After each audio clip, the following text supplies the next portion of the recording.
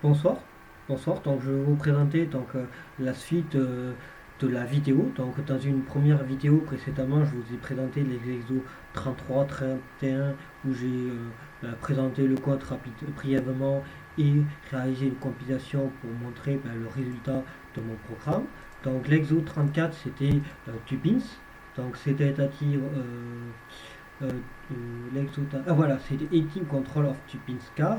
Donc là, on simulait comme d'habitude une voiture de Tupins. Donc on retrouve la fonction f qui représente les équations θ qui représentent bien ceci.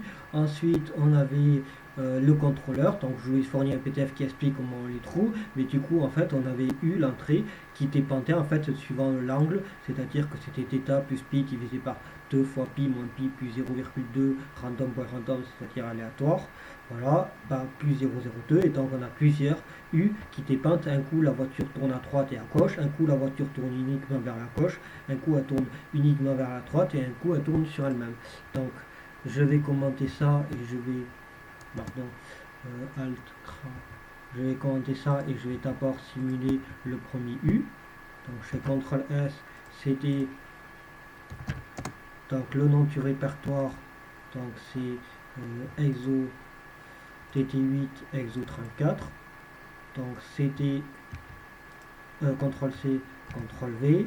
Python, le nom du fichier, donc ici c'est 34 Tupins. Donc on a dit qu'elle tourne à droite et à gauche. Excusez-moi, l'ordinateur râle un peu.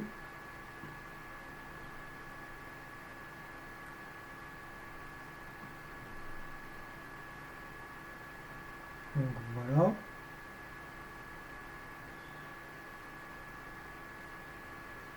Maintenant, excusez-moi, c'est un peu long, j'aurais dû peut-être raccourcir un peu le temps.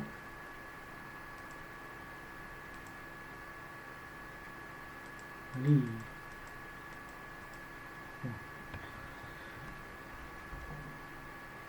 Parce que là, voilà, la simulation est terminée, donc on va peut-être mettre 15, comme ça sera mieux, mettre 15,tt.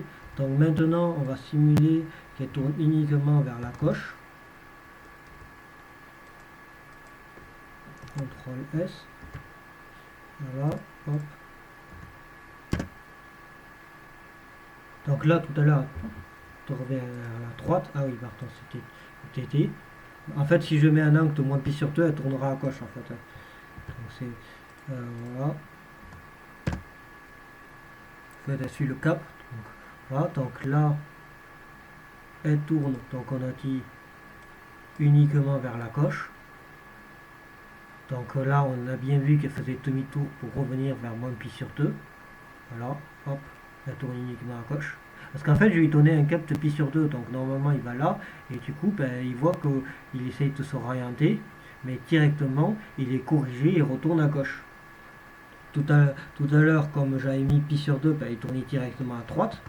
Donc maintenant, tourne uniquement vers la droite. Donc, CTRL S.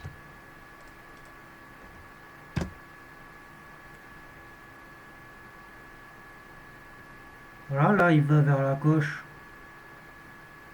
mais là il va corriger, et là il va vouloir aller vers la droite. Oui, voilà, il tourne vers la droite. Voilà, et là il va faire demi-tour et tourner à nouveau vers la droite. Voilà. Et donc maintenant il va tourner sur lui-même.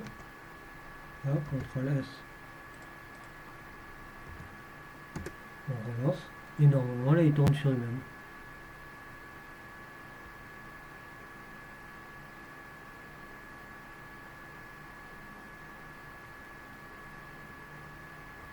Voilà, et là il fait un tour sur lui-même avant de chaque fois reprendre le cap. Parce que je lui ai donné un cap de pi sur 2. Donc c'est pour ça. Et voilà, donc le programme est fini. Donc maintenant je vais présenter l'exo 35. Donc l'exo 35, l'idée c'était de trouver, c'est-à-dire le chemin le plus court entre deux voitures de Tupins, qu'on appelle le chemin de Tupins. Donc on simulait comme d'habitude la voiture de Tupins, ici qu'on a F. Oui, la voiture de Tupins c'est cos θ sinus θ I, U. Donc ici on a d'abord deft sous 2. Donc c'est-à-dire qu'ici j'ai fait une autre fonction Sawtooth hors que celle de Robley, puisqu'ici on avait besoin de 2 paramètres, alors que sur Sawtooth on a le proc à un seul paramètre.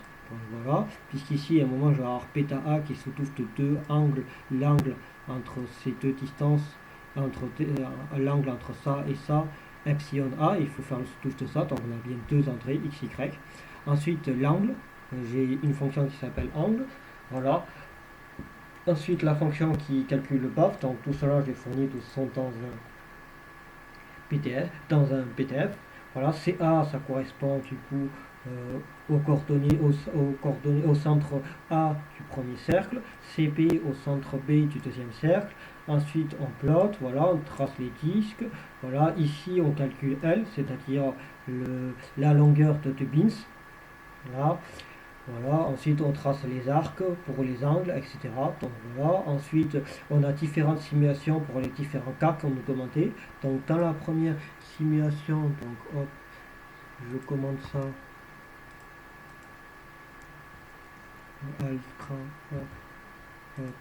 Hop, on nous demandait de faire 3 simulations. Donc si je fais CD, CTRL-V, le nom du dossier, c'est-à-dire TT8, EXO35, CTRL-C, CTRL-V. Python 35 Lupin Park. Donc là, on a deux cercles ici. Attends, je vais laisser un peu plus longtemps parce que il n'y a pas comment on fait pour laisser. Ah, ici la pause. Voilà, une pause de 5. Voilà, parce que là c'était un peu trop rapide. C'est vrai que moi chez moi j'avais pas besoin que ce soit lent, mais pour la vidéo c'est vrai que c'est plus intéressant. Voilà, donc là on a deux cercles et là on voit bien le chemin de Tuppis entre les deux. Voilà. Ensuite, la simulation 2, c'était qu'on représentait les 4 cercles. Donc là je relance.